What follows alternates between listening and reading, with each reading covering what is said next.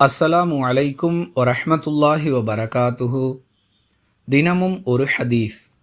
உலு நீங்கியவர் மீண்டும் ஒலு செய்யாதவரை அவருடைய தொழுகை ஏற்கப்படாது என்று அல்லாஹுவின் தூதர் ஸல்லல்லாஹு அலைஹி வஸல்லம் அவர்கள் கூறியதாக அபூ ஹுரைரா ரலியல்லாஹு அன்ஹு அவர்கள் அறிவிக்கிறார்கள்.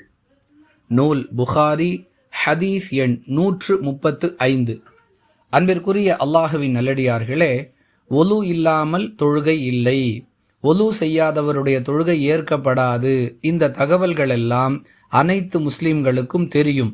அப்படி இருந்தும் இதுபோன்ற தகவலை நாம் இந்த பதிவின் மூலம் மக்களுக்கு சொல்லுவதன் நோக்கம் என்ன என்பதை முதலில் புரிந்து கொள்ள வேண்டும். தொழுகைக்கு ஒலு அவசியம் என்று தெரிந்து வைத்திருக்கக்கூடிய இஸ்லாமிய சமூகத்தைச் சேர்ந்த மக்களில் அதிகமானவர்களுக்கு தொழுகைக்கு மட்டும்தான் ஒலு அவசியம் என்பது தெரியாது.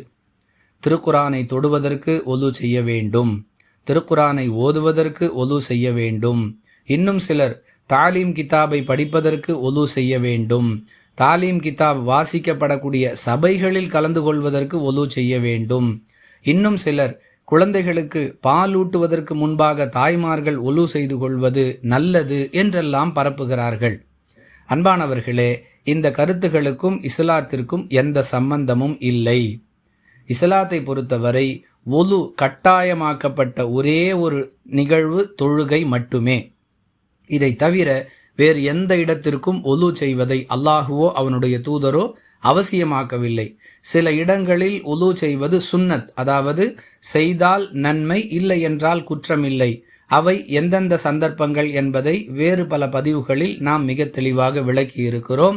எனவே தொழுகைக்கு மட்டுமே ஒலு அவசியம், ஒலு இல்லாமல் தொழுகை ஏற்கப்படாது. தொடர்ந்து ஒலு முறியக்கூடிய பாதிப்புள்ளவர்களுக்கு மார்க்கம் வழங்கி இருக்கக்கூடிய சலுகை என்ன என்பதையும் பல சந்தர்ப்பங்களில் விளக்கி இருக்கிறோம். வாஹிரு தஅவானா அனில் ஹம்துலில்லாஹி ரப்பில் ஆலமீன். அஸ்ஸலாமு அலைக்கும் வரஹ்மத்துல்லாஹி வபரகாத்துஹு.